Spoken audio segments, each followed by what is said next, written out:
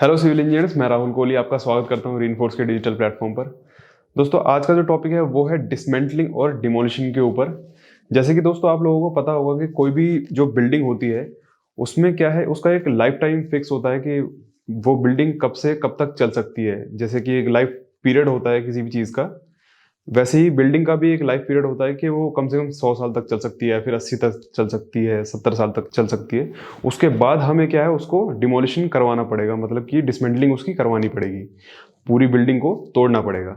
ऐसे ही जो आपके बड़े बड़े स्ट्रक्चर होते हैं, जैसे कि ब्रिज है, फ्लाईओवर है, स्टील स्ट्रक्चर है कोई भी, या फिर फुट ओवर ब्रिज है, उसका भी एक टाइम पीरियड फिक्स होता है कि हाँ, ये कम से कम इतने साल से इतने साल तक चल सकता है। उसके बाद उसको तोड़ना पड़ेगा या फिर रिपेयर करना पड़ेगा।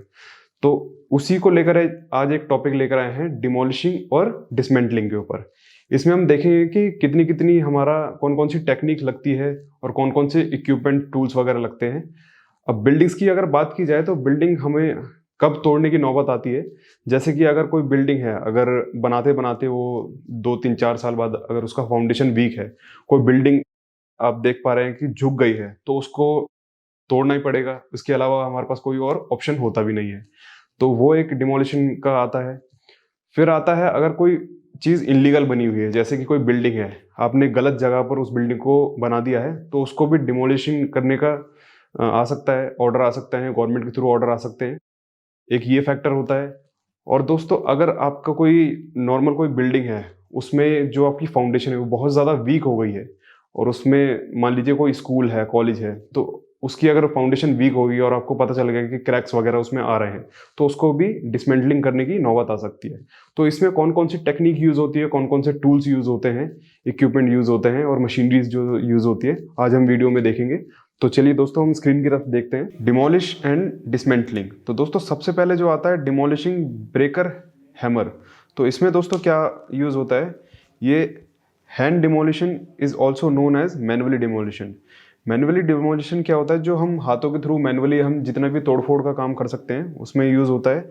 This method of demolishing is specially useful for breaking small structure in densely polluted area.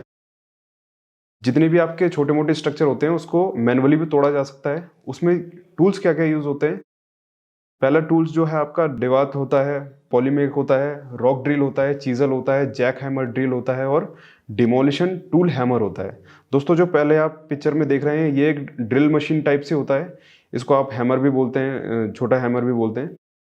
फिर जो दोस्तों आप सेकंड पिक्चर में देख रहे हैं ये एक हैमर होता है, जिससे कि जितनी भी आपकी स्लैब वगैरह होती है उसको तोड़ा जा सकता है। अगर टाइलिंग का अगर तोड़ने का काम है तो इसके थ्रू भी तोड़ा जा सकता है। जितना भी आरसीसी का वर्क होता है इससे तोड़ा जा। फिर है दोस्तों हैमर। हैमर के थ्रू भी आप किसी भी चीज़ को तोड़ सकते हैं, जैसे कि कोई अगर गलत वॉल बन गई हो तो उसको तोड़ा जा सकता है। फिर दोस्तों दूसरी टेक्निक की तरफ चलते हैं, ये है दोस्तों वर्किंग बॉल मेथड। इसमें क्या होता है दोस्तों, in this method the weight of steel ball is lies between 0.5 to 2 tons is hang from a crawl mounted crane. दोस्तों, ये जो आप सेकंड पिक्चर में देख रहे हैं ये इस तरीके की एक स्टील बॉल होती है जिसका वेट 0.5 से लेके 2 टन्स तक होता है, और भी ज़्यादा हो सकता है अगर कोई हैवी स्ट्रक्चर है तो। इसमें क्या होता है दोस्तों, एक क्राउल क्रेन होती है, जैसे कि मैंने आपको पहले भी वीडियोस में दिखाया, आप थर्ड वाली फोटोज में भी देख सकते हैं। नीचे पार्ट पर एक क्रेन होती है, उसमें क्या है, एक क्राउल माउंटेड होता है, उसमें ये इसको बॉल को हैंग कराया जाता है और किसी भी स्ट्रक्चर पे फोर्सफुली को लाया जाता है, मतलब कि ये फोर्स के साथ उसको तोड़ दिया जाता है। ये मेथड बहुत पहले से चलता हुआ आ रहा है और ये अभी भी बहुत यूज़ होता है। बट ये क्या है, हम हाई पॉपुलेटेड एरिया में इसको यूज़ नहीं कर सकते हैं। अगर आपको कोई बहुत खुली जगह पर अगर कोई घर है तो वहाँ पर इसका यूज़ कर सकते हैं। तीसरे मेथड पे चलते हैं, ये है pusher arm technique. Pusher arm technique क्या होता है दोस्तों, in this method of demolition a machine like a hydraulic excavator is lifted with the steel pusher arm and pushed from the outside surface of building। दोस्तों, ये क्या होता है, एक हाइड्रोलिक एक्सकेवेटर में इसका अटैचमेंट होता है जो कि एक रॉक ड्रिल के नाम से भी होता है, आपका पुशर आर्म के नाम से भी होता है। ये क्या है, उस मशीन में आपका अटैच हो जाता है, और जितने भी आपके आरसीसी के मेंबर्स होते हैं, जैसे आपका बीम है, कॉलम है, स्लैब है, उसमें इसका ड्रिल टाइप से करता है और उस आरसीसी मेंबर को तोड़ देता है, मतलब कि पुश करता है और उस चीज़ को तोड़ देता है।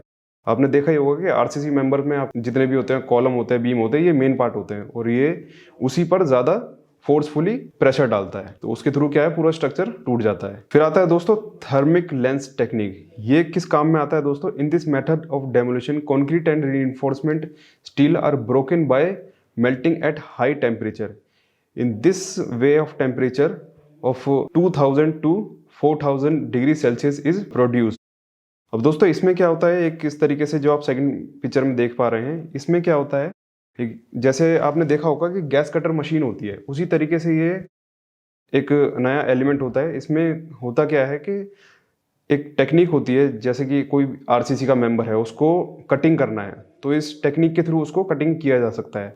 आप थर्ड वाली फोटो में देख सकते हैं, स्टील का ये पूरा एक ऑब्जेक्ट बना हुआ है और उसको बीच में से काटा जा रहा है। तो ये बहुत ही ज़्यादा सफिशिएंट होता है किसी भी चीज़ को काटने के लिए, रीइंफोर्समेंट को, आपका कंक्रीट को। तो इस टेक्निक का भी यूज़ किया जाता है। फिर आते हैं दोस्तों इम्पोजन टेक्निक पे। इम्पोजन टेक्निक क्या काम करती है दोस्तों? Implosion is an advance technique of demolition high rise building. ये क्या है दोस्तों? हाई राइज बिल्डिंग को तोड़ने में काम में आता है। जैसे कि कोई बिल्डिंग गलत बन गई है या फिर कोई गलत निर्माण हो गया है, तो उसको क्या है, उसकी फाउंडेशन में ग्रेनाइट वगैरह का यूज करके उस बिल्डिंग को पूरा गिरा दिया जाता है। फिर दोस्तों कुछ अटैचमेंट देख लेते हैं जो कि किसी भी मशीन में की जा सकती है। सबसे पहला आता है कॉन्क्रीट कटर। कॉन्क्रीट कटर क्या होता है दोस्तों? एक जैसे हाइड्रोलिक एक्सकेवेटर होता है या फिर बैकहो होता है, उसमें क्या है, अटैचमेंट हम लगा सकते हैं, बहुत सारे अटैचमेंट लगा सकते हैं। तो उसी का एक अटैचमेंट होता है कॉन्क्रीट कटर। कॉन्क्रीट कटर क्या काम करता है? जैसे कि आपने देखा होगा कि हमारे जितने भी आरसीसी के एलिमेंट्स होते हैं, स्लैब है, कॉलम है, बीम है, तो अगर आप उसको तोड़ोगे तो उसमें क्या है, बहुत ज़्यादा टाइम लग सकता है। बट अगर आप कंक्रीट कटर का यूज़ करेंगे तो वो, जैसे कॉलम है, कॉलम को काटने में बहुत टाइम लगता है, बट इस अटैचमेंट के थ्रू आप उस चीज़ को बहुत ही आसानी से कट कर सकते हैं। एक होता है तोड़ना और एक होता है काटना। तो ये क्या है, कंक्रीट कटर उस कॉलम को काटने का काम करेगा। फिर देखते हैं दोस्तों एस्केवेटर ग्रैफल। एस्केवेटर ग्रैफल क्या काम करता है? जैसे कि मैंने पहले भी दिखाया था, ये इम्पोजर टेक्निक है। इम्पोजर टेक्निक में क्या है, पूरी बिल्डिंग गिर जाती है, गिरने के बाद जितना भी मलबा बचता है उसको एक जगह से दूसरी जगह ले जाया जाता है, जो स्क्रैप में चला जाता है। तो उसके लिए क्या ज़रूरत पड़ता है, ये एस्केवेटर ग्रैफल का यूज़ किया जाता है। यहाँ पर क्या होता है, जितने भी आपका मलबा होता है, वो एक ये ग्रैफल क्या काम करता है, जैसे अपना हैंड होता है, हैंड से हम किसी भी एक चीज़ को दूसरी जगह रख सकते हैं, वैसे ही सेम चीज़ ये एस्केवेटर काम करता है। एक तरीके से जैसे आप फोटोज़ में देख रहे होंगे कि इसने एक चट्टान उठाई हुई है और ये दूसरी जगह पर जाकर रख सकती है। तो ये भी डिमोलिशन में बहुत ज़्यादा काम में आता है। फिर आता है दोस्तों डिमोलिशन ब्रेकर मशीन। ये क्या काम करता है दोस्तों? कहीं पर आपका स्लैब गलत कास्ट हो गई है या फिर पूरी कास्ट हो गई है, आपको आधी करनी थी, तो उसको तोड़ने में बहुत ज़्यादा काम में आता है। जैसे कि अगर आप रोड पर कोई काम करवा रहे हैं तो उसमें भी बहुत ज़्यादा ये काम में आता है। ये एक हैमर मशीन होती है और आप सामने देख रहे होंगे कि फ़ोटो में ये कंक्रीट को पूरा निकाल देती है और जो जितना भी इसका सरिया बचता है उसको काटा जा सकता है। ये होता है दोस्तों डेमोलिशन ब्रेकर मशीन। फिर आता है दोस्तों हाइड्रोलिक क्रशर। हाइड्रोलिक क्रशर का क्या काम होता है? जैसे कि पहले वाले में क्या था, डेमोलिशन ब्रेकर मशीन में ये सिर्फ कंक्रीट को तोड़ता था, बट इस मशीन में क्या है, ये हाइड्रोलिक क्रशर क्या काम करता है, कंक्रीट प्लस रीइंफोर्समेंट, ये दोनों को तोड़ सकता है।